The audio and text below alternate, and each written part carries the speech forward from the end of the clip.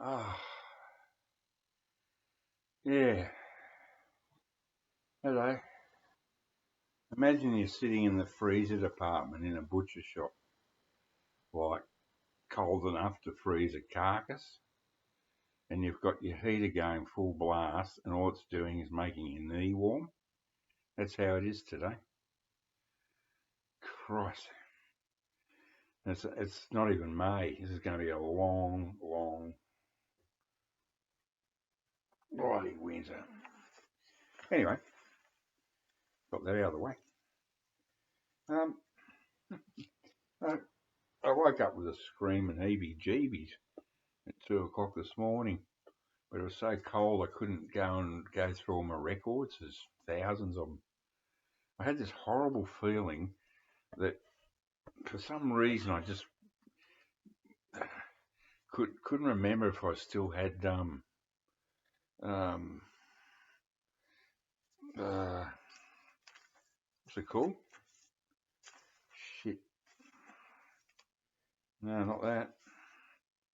Something in the air. Thunderclap Newman.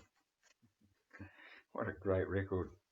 It just drives me mad. All I could think of was that wonderful piano break. Okay, a bunch of dead people coming up. These were, I love this Polydor International label. It's so classy.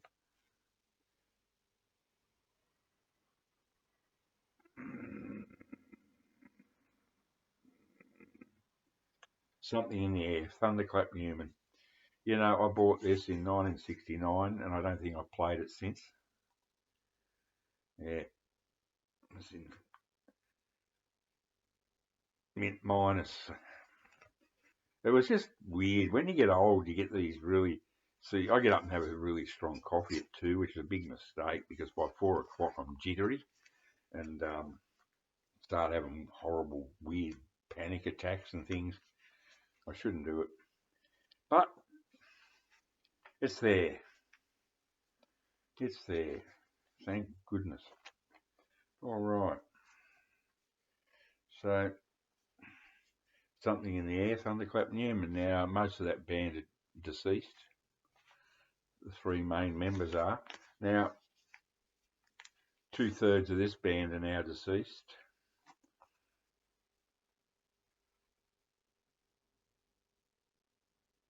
Crossroads Cream with the wonderful Ginger Baker B-side, Passing the Time. Look at this, it's a wavy top. There. Oh, I love wavy top bags. Look at that. Love it. Yippee.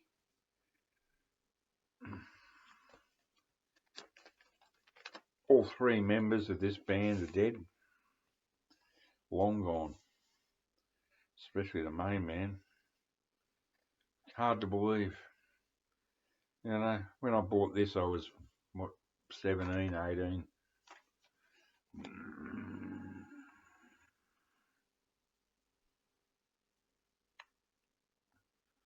Burning of the Midnight Lamp, Jimi Hendrix Experience. And with almost my favourite, he had 2 great B-sides. 51st Anniversary, I think that was a flip of Stone Free. I played that far more than I played Stone Free. And the Stars That Play with Laughing Sam's Dice, well that's LSD. It is outrageous, that track. It is outrageous. And this is the mono mix. Mono, man, yeah. It's wild stuff. Okay, I got a couple of cute ones coming up. Yeah. Oh, a couple more creams. Hey, I didn't even know I had that one. How many times have you heard that? Okie dokie.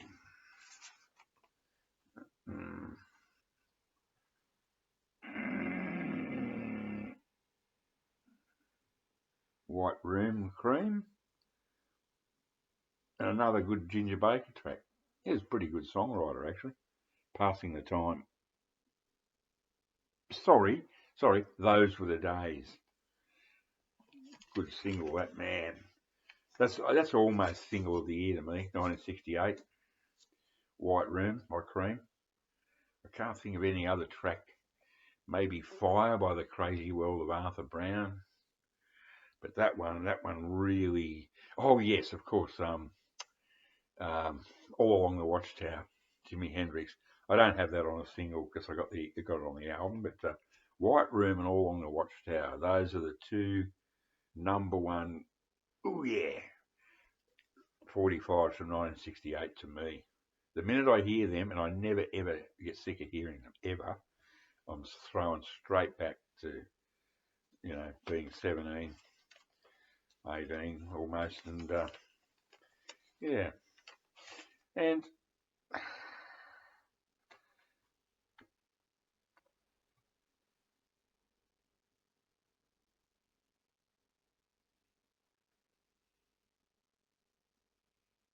the wonderful sunshine of your love.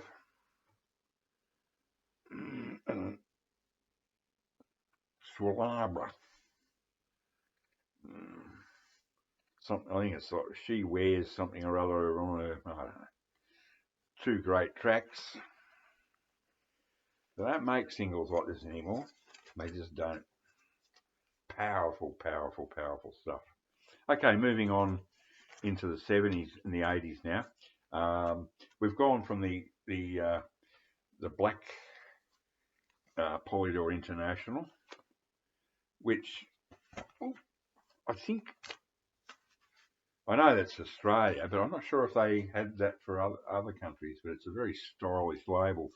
Then they dropped that in the late 60s and went back to the more traditional look, which predates that, back to the more simple, just Polydor. This is a wonderful, wonderful single. Who could have imagined that, Ballroom Blitz and all those songs by the Sweet, they were for teeny boppers, but then they come up with this.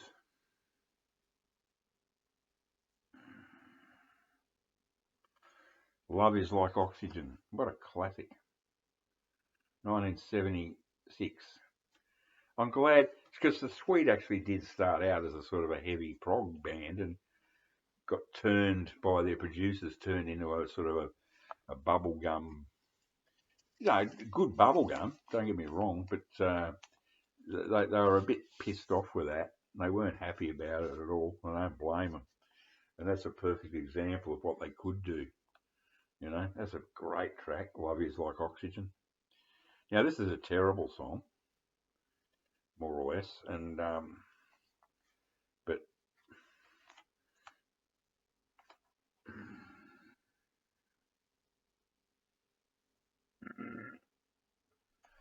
Toast and Marmalade for tea, Tintin. A couple of Aussie guys, done completely in the style of the Bee Gees. It could almost be a Bee Gees song. It was, I don't mind it. I think it was actually produced by Maurice Gibb. I know one of the Bee Gees had something to do with production because it sounds like the Bee Gees. It was quite funny, really, because there was a thing called the World Record Club or something in Australia, and World Record Club. And they used to send you a record every month, and if you didn't respond in time and say I don't want it, they would send it to you. And quite a few times I got caught out with some clangers. One was Close to the Edge by Yes. I got halfway through side one and just gave it away. I cannot stand Yes. That's what they should be called. No. Boring. Hate them. Hate Yes. Bit of Genesis, maybe Lamb Lies Down on Broadway era, but no. Yeah, this is Tintin's on about the same level as Yes, but the funny thing was they sent me the Tintin album. So I went into Martin's to exchange it in the city. It was about the only import record shop in Sydney at the time. And I took it in there and I said, "Oh, how much will you give me for this?" And he said, he pointed to the bin outside, and I looked over there, and there was half a dozen copies of the Tintin's album in the garbage bin. So I just walked out, shoved it in the garbage bin, walked off. That's how much. It's so funny. That was so funny. And here's another great one. Terrific single.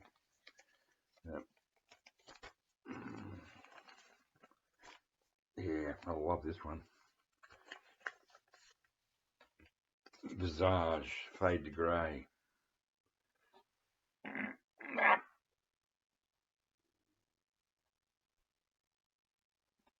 Terrific single. Yes, indeedy. Well, yeah, so that's my polydors that I can find. Okay, everybody. Hope you're all having a good time. See ya.